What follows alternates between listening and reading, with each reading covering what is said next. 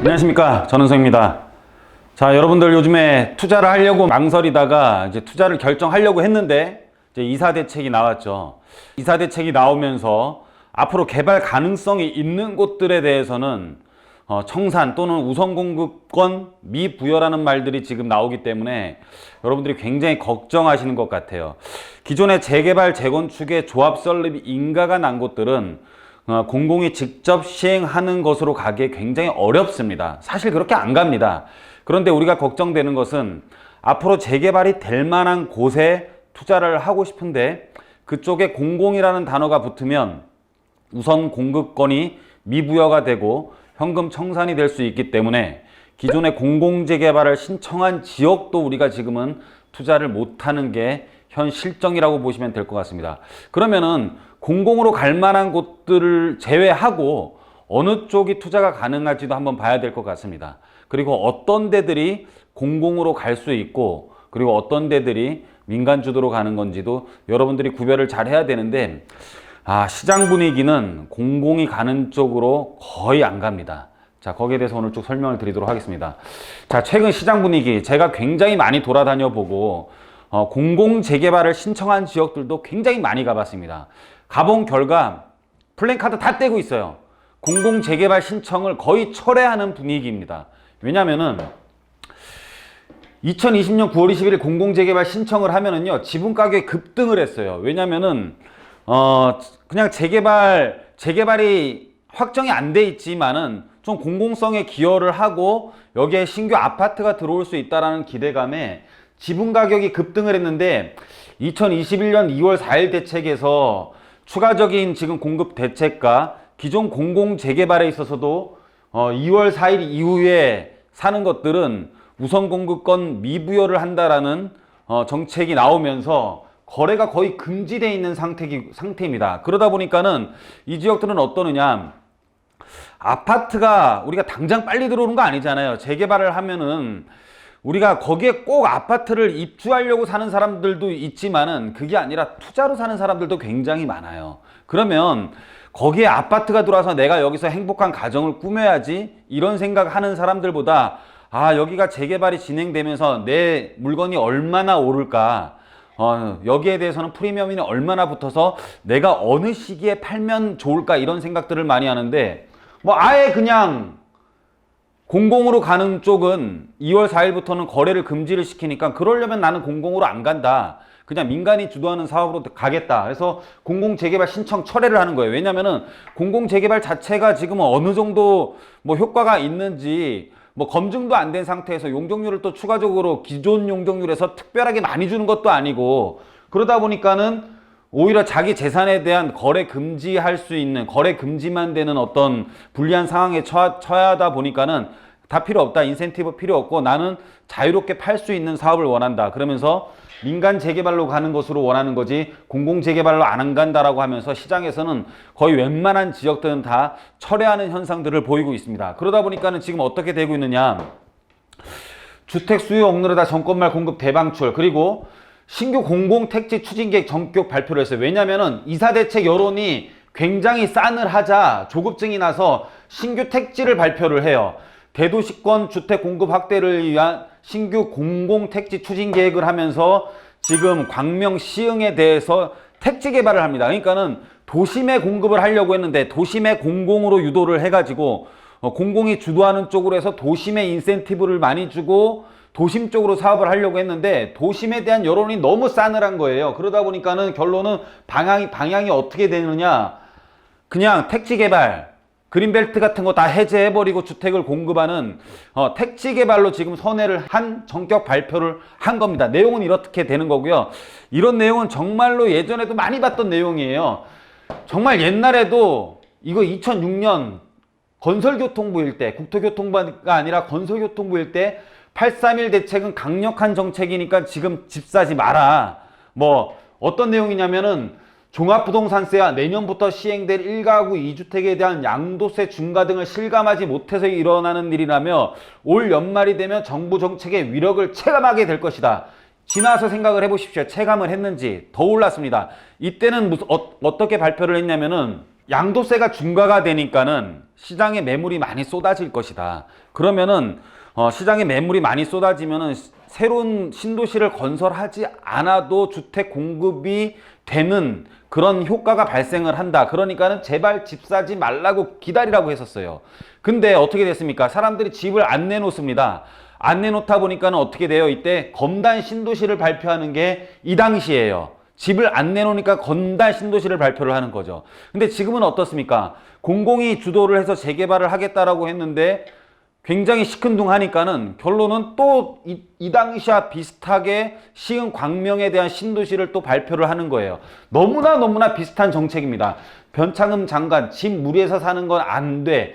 불안 해소하겠다. 그냥 장관들이 그냥 집 사지 말라고 외치던 때이고 신도시를 발표하는 것도 굉장히 비슷한 거고 집이 나올 것이다. 집이 잘 공급될 것이다 라고 한 것도 굉장히 비슷하고 모든 것들이 다 비슷하고 신도시를 발표하는 것도 비슷한 상황인 겁니다.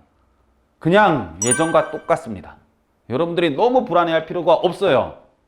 자, 작년에 이거는 굉장히 좋은 투자천지 알았죠. 2020년 9월 21일 공공재개발 후보지 공모를 하면서 뭐 원효로 일가라든지 기타 등등의 지역들이 굉장히 막 가격이 급등을 하는데 지금은 어떻게 되냐면 굉장히 차분하고 거래가 안 되고 있어요. 그래서 우리가 굉장히 관심을 갖는 이 세 개 도심공공주택복합사업, 그러니까 도심공공주택복합사업은 역세권, 중공업지, 저층주택에다가 하는 사업들, 공공이 직접 시행하는 정비사업, 이거 아닙니다. 이미 7분응선 넘은 곳에 조합설립 인가된 곳들이 왜 다시 공공에다가 부탁을 하겠습니까? 이거 거의 안 된다라고 보시면 돼요. 이미 재개발에 있어서 4분의 3 동의를 해서 조합설립 인가까지 받은, 그러니까 거의 7분응선이 넘은 사업이 왜 다시 획가닥 바꿔가지고 그냥 공공에다가 부탁을 하겠습니까? 절대 이런 일 없을 것 같고요. 나머지 이 두 개 정도가 문제인데 여기에 대해서 그래도 우리가 보수적으로 생각을 해야 되니까 어떻게 해야 되는지 계속 고민을 해보도록 하겠습니다. 자, 지금 이런 사업들 이제 공공자만 붙으면 대책 발표일 이후 사업구역 내 기존 부동산에 대한 신규 매입 계약을 체결한 자는 우선 공급권을 미부여한다라고 합니다. 우선 공급권을 미부여하고 뭐 지분 쪽에게 대책 발표일 이후 부동산의 분할 분리 소유 등 또는 단독주택 나대지 등 신축한 주택들도 대책 발표일 이후 건축 허가분부터 공급권 미부여. 그러니까 어떤 사업들 모든 것들이 안 주는 게 아니라 공공으로 가는 것만 안 준다라는 뜻입니다. 그러면 공공으로 안 갈 지역은 이 모든 것들을 해도 우리가 우선 공급권, 입주권을 받을 수가 있는 거예요. 그래서 어떤 데가 과연 공공으로 갈까요? 제가 이렇게 돌아다녀 봤는데 제가 사실 어제는 연희동도 한번 갔다 와봤습니다. 연희동 공공재개발 신청한 곳도 가보고 했는데 다 공공재개발 무슨 뭐 그냥 플랜카드 다 떼고 있어요. 정신없어요. 그냥 안 할라 그래요. 그냥 어디가 그러면은 공공재개발로 갈 수 있냐면 정말로 저소득층이 살아서 이걸 팔아도 가격도 많이 안 올라가지고 팔아도 갈 곳 없는 사람들이 공공이 주도해서 거기를 개발을 한 다음에 공공 자가주택을 준다든지 공공 임대주택 소유권을 갖고 있던 사람들한테 추가 부담금도 못 내니까 공공 자가주택을 준다든지 공공 임대주택을 준다든지 뭐 이런 식으로 아주 저소득층이 소유권을 갖고 있으면서 저소득층이 밀집되어 있는 곳들은 아마 가능하겠지만 나머지 기타 서울 지역들은요 굉장히 힘들다라고 보여집니다. 지금 문제가 되는 것도 소유권을 갖고 있지 않은 사람들을 거기에 거주하게 하기 위해서 지금 쪽방촌에 개발을 하는 거잖아요. 그래서 영등포라든지 동자동이 굉장히 지금 어떤 소유자들과 정부 정책이 굉장히 마찰을 빚고 있는 거죠. 그런데 공공이 주도하는 사업이 정말로 가기 위해서는 그 지역의 가격도 잘 안 올랐고 거기에서 소유권을 갖고 있는 저소득층이 많아야지만이 가능한데 나머지들은 그렇지가 않아요. 나머지 개발될 만한 곳들은 거의 투자자들도 유입이 돼 있는 상태이고 투자자들이 유입이 되어 있기 때문에 해제하기도 굉장히 쉬운 쪽으로 갈 수가 있기 때문에 공공이 주도하는 사업은 가기 힘들다라는 뜻입니다. 그렇더라도 우리는 한번 피할 것은 피하자라는 뜻입니다. 저는 웬간하면 다 잘 안 간다라고 보는데 그냥 그래도 여러분들이 불안하니까는 일단은 피해야 할 곳을 설명드리도록 하겠습니다. 그전에는 여기가 투자처였었어요. 공공재개발 후보지가 2월 4일 전까지만 하더라도 한번 우리가 기웃기웃 해볼 만한 곳이었습니다. 근데 이게 공공재개발로 간다라고 하면은 지금은 사면 안 되는 거죠. 근데 이곳들도 제가 말씀드렸다시피 다 철회하려고 지금 폼들 잡고 있습니다. 여하튼 간에 피합시다. 여하튼 간에 9월 21일 날 공모 신청을 했던 곳들이에요. 했던 곳들은 일단 피하고요. 또 어디 피해야 되느냐? 서울에서는 지금 222곳을 공공재개발로 하려고 하는데 숫자가 거의 비슷해요. 예전에 일반 해제된 곳과 직권 해제된 곳 중에 별도의 다른 사업으로 가지 않는 222곳이 공공재개발 후보지라고 하는데, 그러면 해제된 곳도 하지 말자는 뜻입니다. 여러분들이 걱정되면 재개발 뉴타운으로 해제됐던 곳들도 하지 말자. 정말로 걱정이 되면 저는 그렇게 솔직히 생각 안 합니다. 저는 그런 곳들 진짜 용기 있게 지금 거래 안 되고 가격 확 떨어졌을 때 이런 곳에 가면은 매수자가 우위 시장이 될 수가 있는 거예요. 가격 후려쳐서 저는 살 겁니다. 근데 여러분들은 걱정되면 하지 마십시오. 그냥 이런 것들은 피해야 되는 거고요. 또 하나 피해야 될 곳이 중공업지 피해야 돼요. 중공업지도 지금 우리가 도심 공공 복합 사업으로 갈 수 있는 곳이잖아요. 역세권, 중공업, 저층주거지. 근데 중공업 지역에서도 어디를 조심해야 되느냐?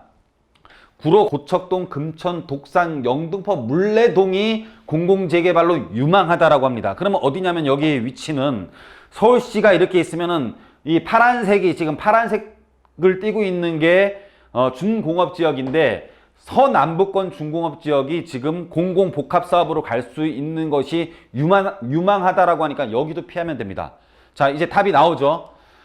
자, 그래서 저는 그런데 과감히 투자자들이 많이 갔던 곳들은 취소하기가 쉬워요.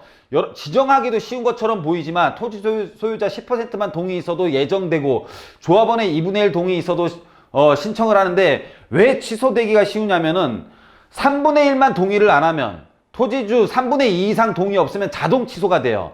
예정지구에서 토지주의 3분의 2 이상의 동의가 없으면은, 그러니까는 3분의 2 동의를 받는 게 굉장히 어렵다라는 거죠. 그쵸? 3분의 1 이상이 안 한다 그러면 취소된다라는 겁니다. 그래서 취소도 굉장히 되기 쉽기 때문에 이쪽 공공 직접 시행 사업은 아예 안 될 것이고요. 도심 공공주택 복합 사업도 아까 말씀드렸다시피 진짜 추가 부담금도 없어서, 주거부담도 없는 사람들이 소유권을 갖고 밀집돼 있는 곳 말고는 거의 안 돼요. 강남 같은 경우는 소유권을 많이 갖고 있는 사람들 어떻게 합니까? 그냥 아예 공공주도로 가는 사업들은 시큰둥하고 있습니다. 거기에 대한 기사도 한번 보여드릴게요.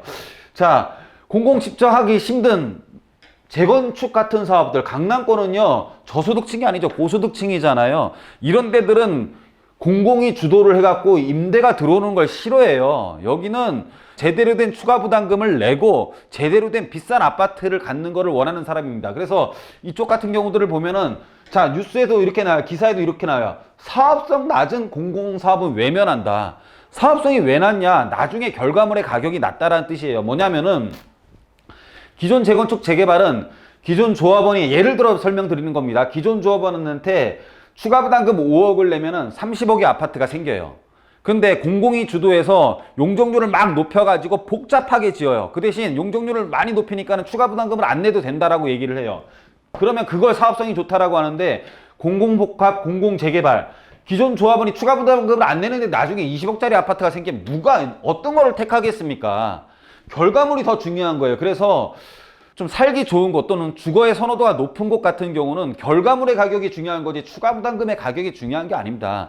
추가 부담금의 가격이 중요한 거는 아까도 말씀드렸다시피 그냥 부담을 할 수 없는 곳에서는 아마 공공으로 갈 수가 있겠죠. 추가 부담금의 부담 여력도 없고요.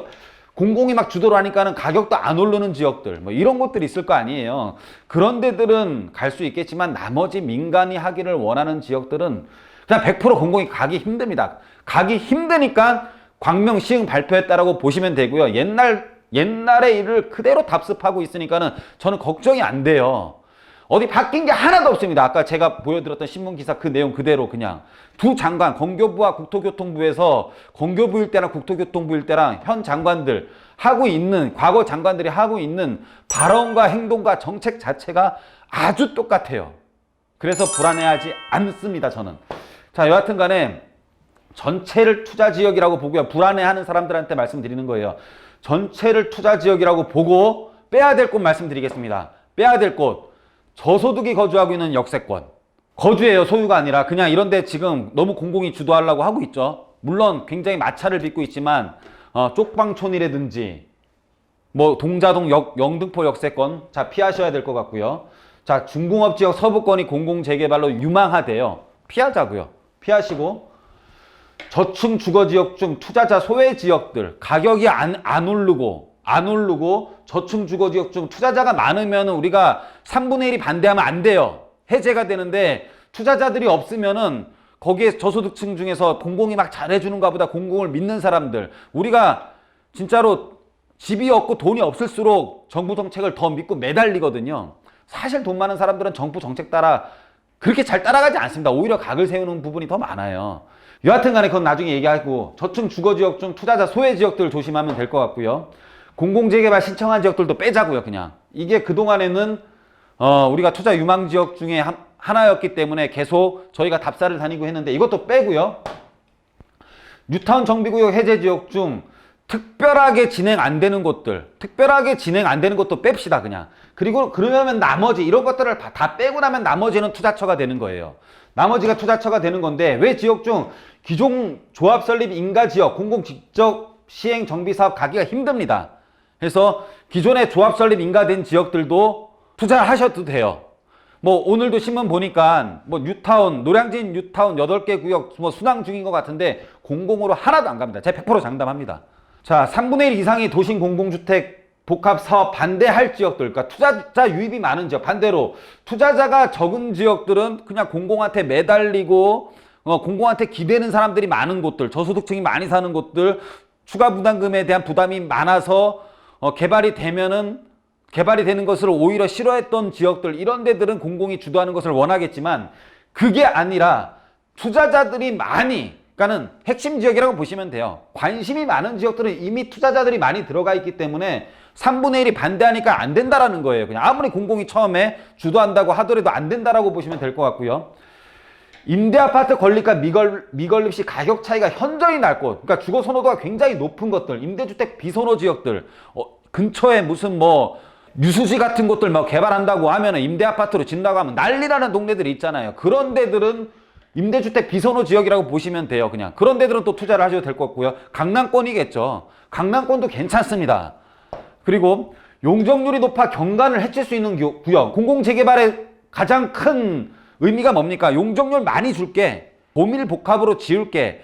고밀복합으로 지으면 집이야 많아지겠지만 경관은 엉망이 되겠죠. 주위 경관과 어울리지 않겠죠. 자연과 어울릴 수 있는 곳들, 이런 곳들은 안 갑니다. 그래서 용적률이 높아서 경관을 해칠 수 있는 구역들 보면은, 우리가 토지 이용 계획 확인을 보면은 중점 경관 관리 구역이라고 돼 있는 데들이 있어요. 대표적인 곳이 한강변입니다. 한강변은 투자하셔도 괜찮습니다. 그래서 이런 곳들에 투자를 하시면 여러분들이 안전하게 투자를 할 수가 있어요. 이런 것들 빼고 이런 것들에 투자를 하시면 됩니다. 그래서 앞으로 저희들은 시장에 대한 분위기를 읽으면서 그 지역에서 공공 재개발을 가려고 하는지 안 가는지부터 파악을 하고, 공공 재개발로 도저히 갈 수 없는 곳들 위주로 여러분들한테 좋은 곳으로 투자 컨설팅을 해드리도록 하겠습니다. 그러니까는 여러분들 항상 저희와 함께 해주시고요. 궁금하신 점 있으신 분들은 저희에게 연락을 주시면은 여러분들을 최고로 부자가 될 수 있도록 여러분들에게 성심성의껏 컨설팅을 해드리도록 하겠습니다. 자, 오늘 강의는 여기서 마치도록 하겠습니다. 감사합니다.